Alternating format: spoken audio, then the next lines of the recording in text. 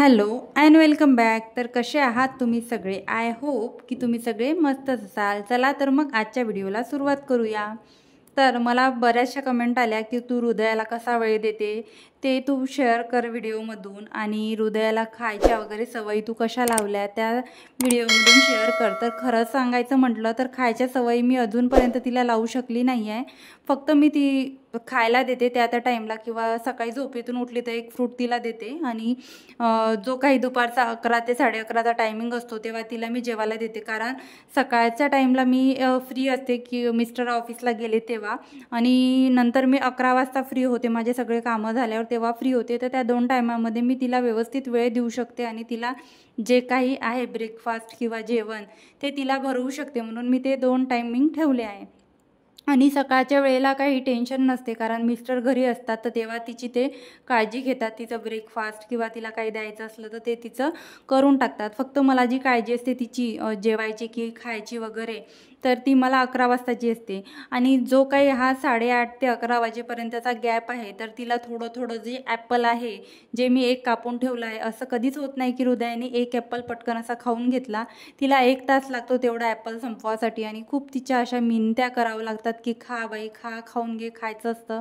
असं करून करून ती खाते. आणि खरंच मी पण अजून हृदयाला खायची सवय लावू शकली नाही. तुम्हीच मला कमेंट करून सांगा की काय करू की ती व्यवस्थित प्रॉपरली जेवेल किंवा काही खाईल.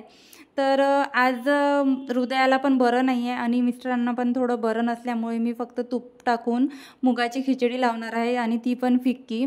तर टिफिनमध्ये पण आज मी तेच देणार आहे.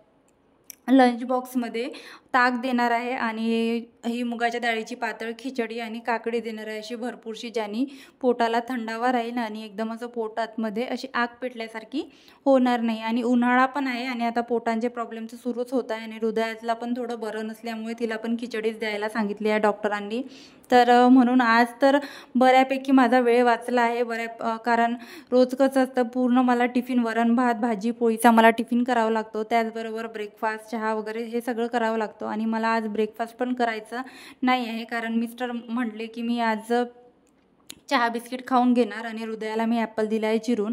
आणि रात्री मी रत्नाळं असतात ना ते कंद, ते रात्री मी बॉईल केले होते. या दोघांसाठीच केले होते की हे दूध टाकून थोडं खाणाऱ्यांना चांगलं राहील, पण या दोघांनी पण ते कंद काही खाल्ले नाही. तर आता ते फेकण्यापेक्षा मी सकाळी मॉर्निंगला ब्रेकफास्टमध्ये ते कंद खाऊन घेणार आहे. तर बऱ्यापैकी माझा वेळ वाचला किचनमधला. असं वाटलंच नाही मी आज काही स्वयंपाक वगैरे केला आणि सकाळी उठून मी किचनमध्ये खूप राबली बा, असं मला काहीच असं वाटलं नाही.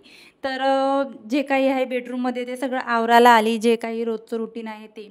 तर रोजच्या रुटीनमध्ये किंवा दैनंदिन जीवनामध्ये आपण बऱ्याचशा अशा गोष्टींच्या मध्ये येतो, किंवा आपल्याला कोणाचं बोलणं लागून जातं, किंवा कोणाच्या बोलण्यामुळे आपण हर्ट होतो, किंवा कसं काही कुठल्याही गोष्टीमुळे आपण असे आपल्या माइंडमध्ये निगेटिव्ह थिंकिंग आपल्या येतात. आणि माइंडमध्ये एकदाच्या निगेटिव्ह थिंकिंग आल्या आपल्या, तर आपल्या घरामध्ये येतात, आणि त्याच्याचमुळे ते सगळ्या निगेटिव्ह थिंकिंग आपल्या डोक्यामधून आपल्या अन्नामध्ये आणि घरामध्ये सगळ्या प्रवेश करतात. तर त्याच्यासाठी काय करायचं, सर्वात जास्त आपण आपलं जे काम आहे त्यामध्ये बिझी राहायला पाहिजे. म्हणजे आपल्या घरात जे काही कामं आहे, आता तुम्ही रुटीन व्लॉग मी टाकत असते. दुपारच्या वेळेला काही वेळ भेटलं मला करायला तर मी कपडे प्रेस करण्यापासून सगळ्या काही गोष्टी मी स्वतः करते. असं वाटते की 2 पैसे आपल्याच घरासाठी वाचत आहे, आणि आता आपण रेंटनी राहतो, आणि असे 2 पैसे जर वाचले तर आपलं पुढे चालून घर होईल आणि आपल्या बाळाला चांगलं भविष्य भेटेल. किती दिवस आपण रेंटनी राहायचं, असा विचार मी करत राहते. परत असा पण विचार करते की आपण जर काही केलं, म्हणजे घरातल्या घरात राहून आपण जर काही करू शकलो तर ते पण चांगलं. तर अशा पॉझिटिव्ह थिंकिंग आपण जर करत राहिलो तर आपल्या लाईफमध्ये सगळं जे आहे चांगलंच होत असते. तर तेच तर झालंच. आणि नंतरचं आहे सर्वात जास्त आपला टाईम वेस्ट आणि सगळ्यात जास्त निगेटिव्हिटी आपल्या घरामध्ये येत असेल तर ती म्हणजे फोन कॉल. अरे कोणाचा पण फोन कॉल येऊ द्या, आपल्या एखादी गोष्ट निघते, आणि एखाद्या गोष्टीमुळे आपण कोणाला तरी वाईट साईड बोलतो, आणि त्या व्यक्तीला माहीत पण राहत नाही की आपण त्याच्याविषयी असं बोललो आहे. आणि ती सगळी निगेटिव्हिटी त्याच्यापर्यंत तर जात नाही, पण आपल्याच घरामध्ये आणि आपल्याच मुलांवर त्याचा परिणाम होत असतो. त्याच्यामुळे सर्वात जास्त जे आहे फोन कॉल्स आपण फार कमी केले पाहिजे. आता सर्वांना असं माहीत झालं आहे की मी आता बिझी आहे, तर मला खूप कमी फोन कॉल येतात. त्याचप्रमाणे आता तुम्ही बघू शकता, आता हृदया पण आता ब्रश करायला शिकली आहे. तुम्हाला मी मागच्या व्हिडिओमध्ये सांगितलं होतं, जेव्हापासून हृदया ब्रश करायला शिकली आहे सगळं सिंग जे आहे खराब करून ठेवते, पण आता शिकत आहे तर शिकायसाठी तेवढं चालतेच आहे. रोज एकदा मी हे बेसिंग स्वच्छ करू शकते. तर ती आता शिकली आहे आणि बेसिंगपर्यंत तिचा हात पुरत नाही. खाली छोटा स्टूल जो आहे कपडे वगैरे धुवायला आंघोळीला वगैरे बसतो आपण, तो स्टूल तिला देते आणि ती मस्तपैकी तिथे ब्रश करते आणि तिचे बाबा तिथे असतात तिला बघायला. आणि असा छोट्या वेळेत तिला असा छोटा टाईम मी हृदयाला देत असते.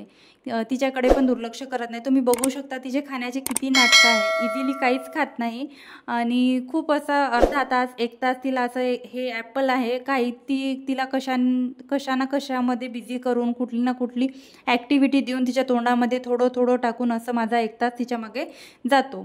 तर आज तर बऱ्यापैकी किचन क्लिनिंग पण नव्हती. खिचडी लावल्यामुळे म्हणजे काउंटरटॉप पण क्लीन नव्हता. थोडाफार क्लीन करून घेतला आणि मी देवपूजा करून घेतली. देवपूजा झाल्यावर लगेच जे आहे सगळे कपडे जे आहे ते धुवून टाकले. आज एवढे सगळे कपडे होते धुवायला, कारण जे काही नवीन कपडे होते घरामध्ये ते सगळे मी पाण्यातून काढून वाळू टाकत असते, मगच यूजला घेत असते. तुम्ही बघू शकता खाली पण मी कपडे टाकले आहे. कपडे टाकल्याच्या नंतर हृदयाची मस्त आंघोळ करून दिली आणि मला आज जास्तचं काम नव्हतं, म्हणजे स्वयंपाकाचं काम नसल्यामुळे जे काही नवीन कपडे होते घरामध्ये मिस्टरांनी जे काही नवीन कपडे घेतले होते सगळे पाण्यामधून काढून टाकले. आता ते सगळे मी कपडे दुपारी प्रेस करून घेणार आहे. अशा एक्स्ट्राचं काम मी ज्या दिवशी मला वेळ भेटला त्या दिवशी मी करून घेत असते. आणि हृदय छान तयार होत आहे.